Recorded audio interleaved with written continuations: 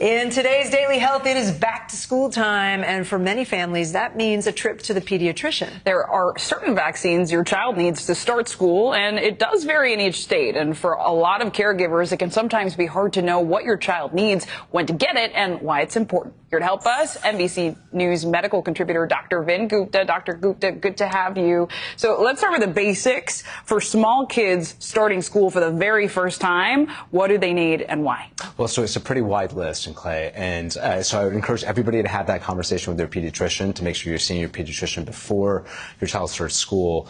It's too long of a list for us to go through, but sure. MMR vaccine, you basically have to go through multiple shots of that by age 6, ideally, but that starts in the post-birth phase, really, when the child's still very much a newborn. We're talking about polio as well, tetanus, diphtheria, pertussis. There's all these series of vaccines that begin at a very young age and go through about 4 to 6 years of age.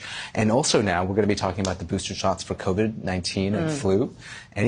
For any child 6 months of age or higher. And it's really important because the second leading cause of a child ending up in the hospital is severe flu.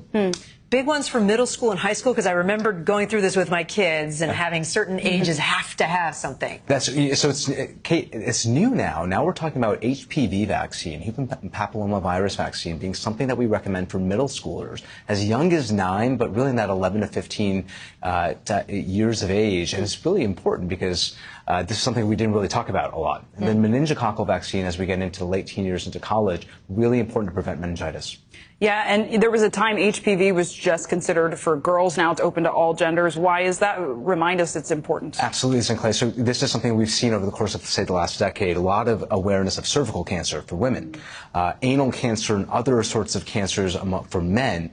And this is something that the HPV vaccine can actually prevent. But if it's given at a young age, that's really when it's most effective. Yeah. So before the age of 15, you get 2 shots. After the age of 15, 3 shots. Measles cases have been on the rise, right? What should parents know about the measles heading into the fall? So if you are hearing about it in your community or from your school district, assume your child's been exposed. If your child's been vaccinated, gotten that multiple shot series when they were younger, you should be okay. We're talking about asymptomatic or mild illness at best. If your child has not been vaccinated, it's really critical to go to your pediatrician to make sure that they're getting vaccinated in real time, because it can be very serious. 1 in 10 cases actually end up in the hospital. So this is a very serious illness for those that are unvaccinated. And Dr. Gupta, earlier this year, the CDC warned of a rise in bacterial illnesses. That's important because it can lead to things like meningitis, possibly death. How can people protect against that? You know, it's this movement towards making sure that things we must get vaccinated for, like meningococcal meningitis and Clay, that we're doing that. That's critical. It's a recommended vaccine.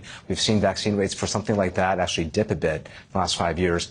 Very, very concerning, because this is a big deal, especially as kids transition to college. Just quickly, mpox we've been talking about a lot lately. There is a vaccine. Is that something that parents should even consider for kids? Very rare instances. Usually it's for 18 years of age and older, but if your child is high risk for being exposed, it's a conversation to have with your pediatrician, but it's really generally meant for adults. Well, Dr. Vin Gupta, thanks for having a conversation with us to get us ready for the school year. We appreciate it. I'm going to have my checklist. There's much more news ahead. So don't go anywhere. You are watching NBC News Daily.